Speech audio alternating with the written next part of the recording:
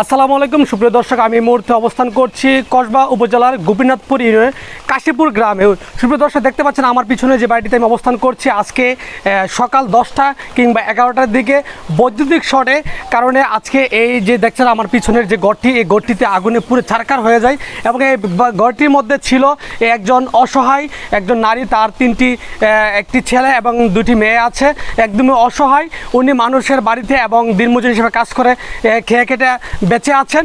বর্তমানে তাই তিনি একদম অসহায় অবস্থায় আছেন এবং যাই কিছু তার সম্বল ছিল, শেষ সম্বল বলতে এই যে আশ্রয়স্থল, সেটিও পুরো ছারখার হয়ে যায়। বর্তমানে তার থাকার মতো বা শোয়ার মতো বিছানাতে কিছুই নেই।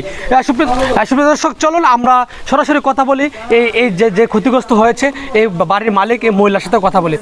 সবার কাছে আমি বলি, আমি বাড়িতে ছিলাম না, কেউ ছিল না।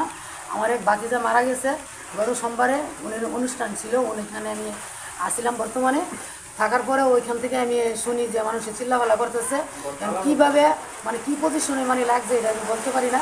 কারেন্টের আগুনে আয়সা দেখি যে উপরে আগুন জ্বলতেছে। দেশবাসী সবাই মানে সব লুকে বয়াম মনে করেন এলাকার সবাই আয়া সেটা নিবাইছে।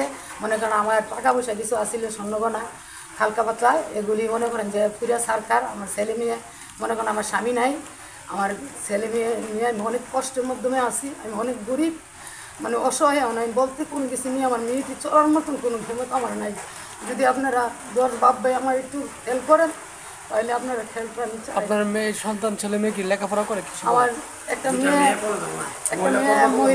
মহিলা কলেজে কসবা করে, আর একটা কলেজে করে, আর একটা মেয়ে এবার মেট্রিক পরীক্ষা দিয়ে দিই জনগর স্কুলে লেখাপড়া করে। আমি অনেক কষ্ট করে মানে দিনমজুরি আমি মানুষের বাড়িতে কাজ করি, আমার ছেলে মেয়েদের লেখাপড়া করি। আমার স্বামী নাই।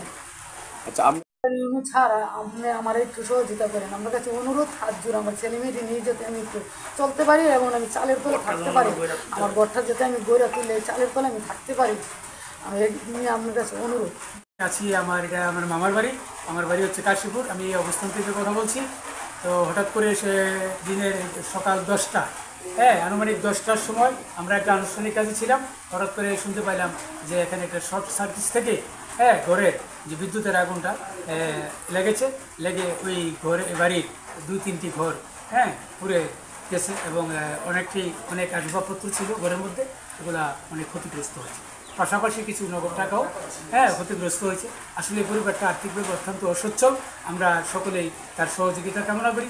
পাশাপাশি আমি প্রশাসনের দৃষ্টি আকর্ষণ করছি এবং আমাদের বর্তমান ইউনিয়ন চেয়ারম্যান জনাব মিজানুর রহমান ভূঁইয়া এবং আমাদের কসবা উপজেলার ইউনূস স্যার দৃষ্টি আকর্ষণ করছি, যদি আপনারা এই আর্থিক সহযোগিতার জন্য, একটা গরিব মানুষের জন্য যদি একটু সহযোগিতা করেন, আমরা এলাকাবাসী এবং সমাজবাসী অত্যন্ত উপকৃত হব বলে আমি আশা করছি।